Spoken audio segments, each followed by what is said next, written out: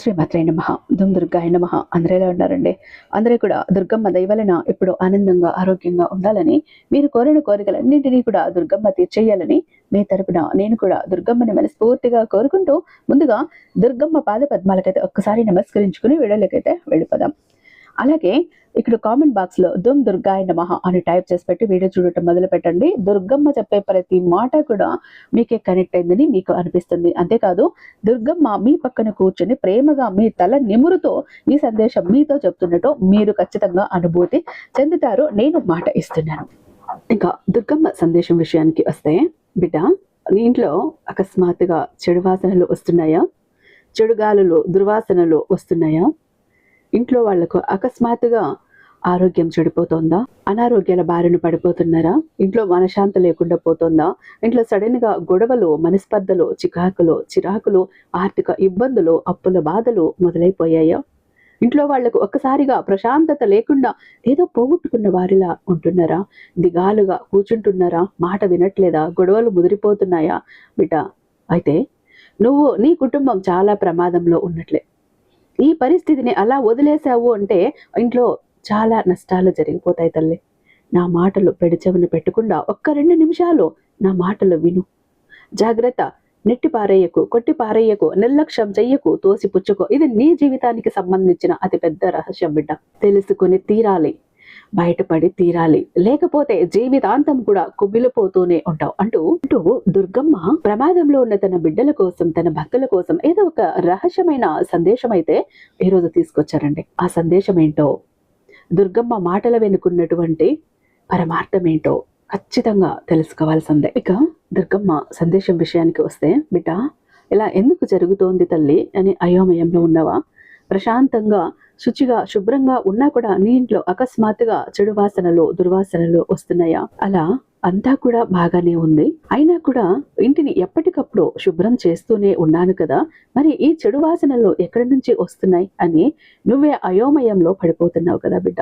అందులో ఏముంది తల్లి, ఇల్లు అన్నాక ఏదో ఒక వాసన వస్తూనే ఉంటుంది కదా అనే సందేహం కూడా మళ్ళీ నీ మనసులో కలుగుతోంది కదా తల్లి.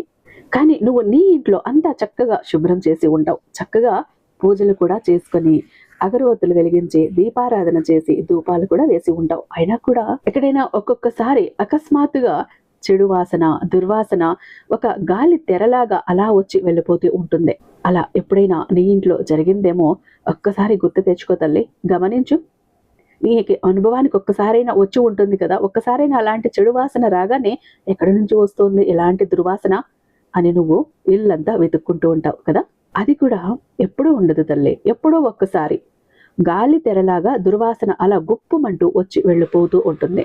ఎప్పుడైతే ఇంట్లో దుర్వాసన రావటం జరుగుతుందో, అలా నీ ఇంట్లో ఎప్పుడైతే చెడు వాసన, దుర్వాసనలు రావటం మొదలు పెడతాయో అప్పుడు నీ ఇంట్లో ఆ దైవిక శక్తి, ప్రతికూల శక్తులు అంటే దైవ శక్తి కానీ ఆ దైవిక శక్తి నీ ఇంట్లో ప్రవేశించిందని, ఇల్లంతా తిరుగుతోందని అర్థం తల్లి.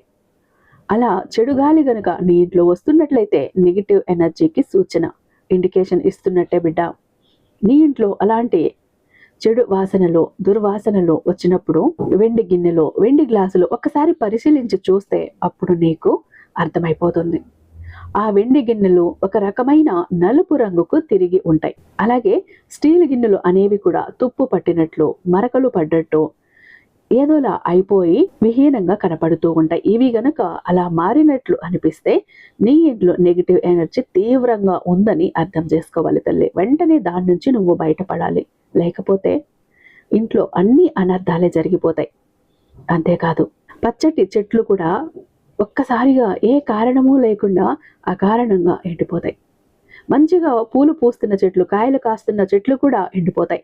ఆ చెట్లకు నీళ్లు బాగానే పడుతూ ఉంటావు, అంత ఎండ కూడా తగలదు. ఆరోగ్యంగా పచ్చగా ఉన్న చెట్లు కాస్త ఒక్కసారి ఎండిపోతాయి. అంతేకాదు, ఇది ఇప్పుడు నేను చెప్పబోయేది బాగా గుర్తుంచుకో తల్లి, ముఖ్యమైనది.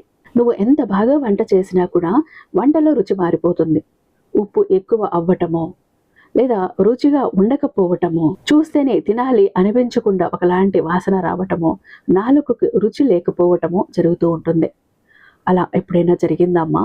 చూడు, ఒక్కసారి గమనించు. నువ్వు ఎంత మనసు పెట్టి వంట వండినా కూడా ఒక్కొక్కసారి ఏమవుతుందంటే రుచి మారిపోతూ ఉంటుంది. అది ఎప్పుడైనా జరిగిందా? ఒక్కసారి గమనించు, గుర్తు చేసుకో, వెనక్కి వెళ్ళు. నువ్వే అనుకుంటావు, ఇంత చక్కగా ఇంత బాగా వంట చేశాను కదా, మరి ఈరోజు ఎందుకు ఇలా అయిపోయింది, ఎందుకు కుదరలేదు, ఎందుకు చెడిపోయింది అని అనిపిస్తుంది. అలా జరిగిందేమో చూడు బిడ్డ. అలా ఉంటే కూడా నీ ఇంట్లో నెగిటివ్ ఎనర్జీ ఎక్కువగా ఉన్నట్లే. ఇక నిరాశగా ఉండటం, నిస్పృహ నిస్సత్తువుగా ఉండటం, ఇంట్లో భర్త మీద, భార్య మీద, బిడ్డల మీద చిరాకు పడటం, అరవటం చేస్తే కోపం వచ్చినా కూడా వాళ్ళ మీద విరుచుకుపడటం, దేవుడు అంటే కూడా అస్సలు పడదు, దైవాన్ని కూడా తిట్టాలి, దూషించాలి అనిపించటం, ఏం చేశాడండి దేవుడు అంటూ మాట్లాడటం, ఇవన్నీ కూడా నెగిటివ్ ఎనర్జీకి సంకేతాలే, సూచనలే అని గుర్తించు తల్లి. ఇలాంటి లక్షణాలు, ఎలాంటి సిమ్టమ్స్ నీకు కనిపిస్తే ఖచ్చితంగా నువ్వు అర్థం చేసుకో. నీ ఇంట్లో ఇలాంటివి కనిపించినప్పుడు, నీ ఇంట్లో పరిస్థితుల్లో ఇబ్బందికరంగా ఉన్నప్పుడు నా మందిరానికి అంటే నీ దుర్గా గుడికి ఒక్కసారి వెళ్ళి అక్కడ నీ దుర్గమ్మకి నిమ్మపళ్ళును సమర్పించు. అక్కడ నీ దుర్గమ్మ కుంకుమను కాసింత తీసుకువచ్చి నీ ఇల్లంతా చల్లుబిట్ట. అక్కడ నుంచి వేపాకులు తీసుకువచ్చి నీ ఇంట్లో గుమ్మానికి వేలగట్టు. ఇంట్లో కూడా అంత ఆ వేపాకుల ధూపం వెయ్యి. దాని వలన నీ ఇంట్లో ఉన్నటువంటి ఆ నెగిటివ్ ఎనర్జీ వలన కలిగే ఉద్రిక్తత తగ్గి శాంతింపజేస్తుంది.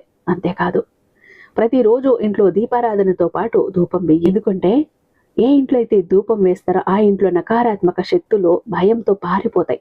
ప్రతి మూలలోనూ ధూపం పొగ చూపించు. ప్రతిరోజు కూడా నీ దుర్గమ్మ కీర్తనలు ఇంట్లో వినపడేటట్టు చెయ్యి. పరిస్థితులన్నీ వాటంతట అవే సర్దుకుంటాయి.